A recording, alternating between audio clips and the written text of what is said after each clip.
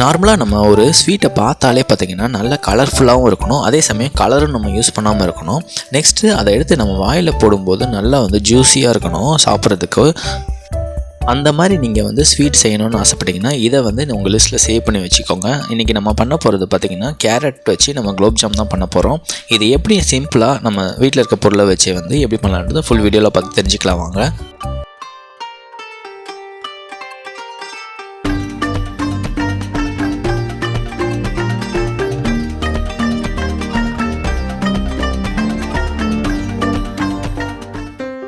First கேரட்டை பொறுத்த வரைக்கும் நார்மல் கேரட்டை நீங்கள் எடுத்துக்கிட்டாலே போதும். இந்த குலோப் ஜாம் பண்ணுறதுக்கு அந்த ஸ்வீட் பண்ணுறதுக்கு கேரட் இருக்கும் பார்த்திங்களா, அது எடுக்கணும் கூட அவசியம் இல்லை. இதை தோல்லாம் ரிமூவ் பண்ணிவிட்டு இந்த மாதிரி எடுத்து வச்சுக்கோங்க. அளவு பார்த்திங்கன்னா 400 கிராம் அளவு எடுத்துக்கோங்க. இது வெட்டுறது பார்த்திங்கன்னா நல்லா சின்ன சின்னதாக வெட்டிக்கோங்க. ஏன்னா நம்ம மிக்சியில் போட்டு அரைக்க போகிறோம். ரொம்ப அரைப்படாமல் இருக்கிறதுக்காக கொஞ்சம் ஃபஸ்ட்டே சின்ன சின்னதாக வெட்டிக்கோங்க. வெட்டிட்டு இதை மிக்சியில் ஆட் பண்ணிக்கோங்க. ஆட் பண்ணிட்டு இதில் தண்ணி விடாமல் பால் விட்டுக்கோங்க. பாலை பொறுத்த வரைக்கும் பார்த்திங்கன்னா நல்லா காய்ச்சி ஆற வச்ச பால் பார்த்திங்கன்னா நல்லா திக்னஸ் பால் ஒரு சின்ன டம்ளரில் ஒரு டம்ளர் சேர்த்துட்டு அரைச்சிக்கோங்க.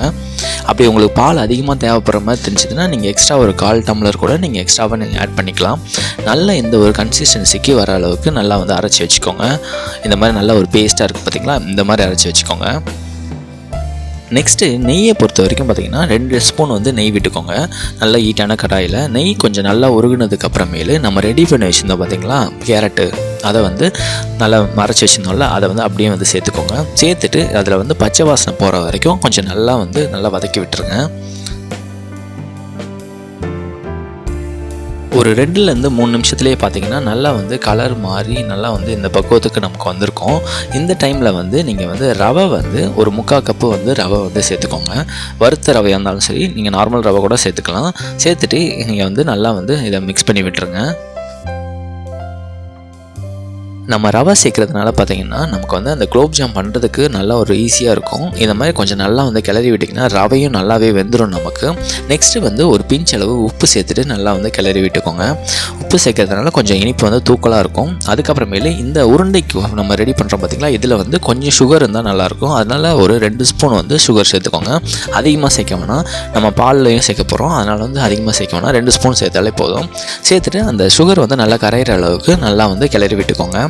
இப்போ பார்த்தீங்கன்னா நல்ல ஒரு பக்குவத்துக்கு நமக்கு வந்துடுச்சு. இப்போ இந்த கடாயில் அப்படியே ஆற வைக்காதீங்க, கொஞ்சம் லேட்டாகும். ஒரு பாத்திரத்தில் மாற்றிட்டு ஆற வச்சுக்கோங்க. கொஞ்சம் சீக்கிரமாகவே நமக்கு ஆறிடும் நமக்கு. அதுக்கப்புறமேலு கையில் கொஞ்சமாக நெய் அப்ளை பண்ணிக்கோங்க. அப்ளை பண்ணிவிட்டு நமக்கு தேவையான ஷேப்பில் உருண்டை பிடிச்சிக்கோங்க.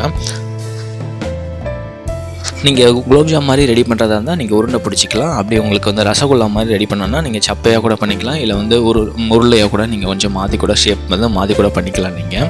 நெக்ஸ்ட் இந்த மாதிரி பிடிச்சி வச்சுட்டு அதுக்கப்புறமேலு நம்ம இட்லி குக்கர் இருக்குது பார்த்திங்கன்னா, அதில் கொஞ்சம் நெய் அப்ளை பண்ணிக்கோங்க. நெய் அப்ளை பண்ணிவிட்டு நீங்கள் ரெடி பண்ணி வச்சு இந்த உருண்டை எல்லாத்தையும் ஒன்று ஒன்றா ஆட் பண்ணிக்கோங்க. எப்போவுமே இட்லி குக்கரில் அடியில் கொஞ்சமாக தண்ணி விட்டுக்கோங்க. நார்மலாக எப்போவும் விட்டுறது தான் அது. அந்த தண்ணி விட்டுட்டு அந்த தண்ணி அதுக்கப்புறமேலே இதை மேலே ஆட் பண்ணிட்டு இதை ஒரு 10 நிமிஷம் நல்லா வேக வச்சுக்கோங்க. அதிகபட்சமாக வேக வச்சிடாதீங்க. நம்ம எடுத்து நம்ம அந்த பாலில் போடும்போது கரைய ஆரம்பிச்சிடும். அதனால் 10 நிமிஷம் வேக வச்சாலே போதும். இந்த மாதிரி பக்குவத்துக்கு வந்ததுக்கப்புறமேல நல்லா காய்ச்சி ஆற வச்ச 1 லிட்டர் பால் பார்த்திங்கன்னா நீங்கள் சேர்த்துக்கோங்க. ஆடையோடு இருந்தாலும் சரி, நீங்கள் ஆடையை வடிகட்டி சேர்த்தாலும் சரி. நெக்ஸ்ட்டு ஒரு கொதி வர வரைக்கும் நல்லா வெயிட் பண்ணுங்கள். வெயிட் பண்ணிட்டு நல்லா கிளறி விட்டுக்கோங்க. கிளறி விட்டுட்டு இனிப்பு நம்ம நார்மல் சர்க்கரை சேர்த்துக்கோங்க. சர்க்கரையை பொறுத்த வரைக்கும் அளவு பார்த்திங்கன்னா உங்களுக்கு தேவையான அளவு சேர்த்துக்கோங்க. இப்போ பார்த்திங்கன்னா ஒரு 3/4 கப்பு அளவு சர்க்கரை சேர்த்துருக்கோம். சேர்த்துட்டு கொஞ்சம் சர்க்கரை கரையிற வரைக்கும் கொஞ்சம் நல்லா கிளறி விட்டுட்டு ஏலக்காய் தூள் 1 ஸ்பூன் ஏலக்காய் தூள் சேர்த்துக்கோங்க. சேர்த்துட்டு கொஞ்சம் நல்லா கிளறி விட்டுக்கோங்க.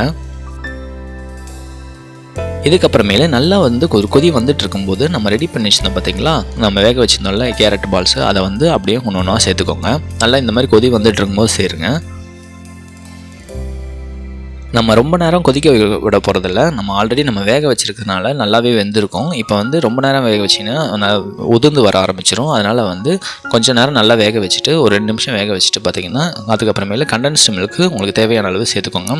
சேர்த்துட்டு கொஞ்சம் நல்லா கிளறி விட்டுக்கோங்க. கிளறி விட்டுட்டு இதுக்கப்புறமேலு உங்களுக்கு முந்திரி பருப்பு பாதாம் தேவைப்படுறதுன்னா நீங்கள் சேர்த்துக்கலாம். நீங்கள் இந்த மாதிரி வீட்லேயே சிம்பிளாக இந்த மாதிரி ஸ்வீட் ரெசிபி செஞ்சு கொடுங்க. இந்த வீடியோ பிடிச்சிருந்தா நீங்களும் ட்ரை பண்ணி பார்த்துட்டு கமெண்ட்டில் சொல்லுங்கள். மறக்காமல் சப்ஸ்கிரைப் பண்ணிவிடுங்க. தேங்க்யூ.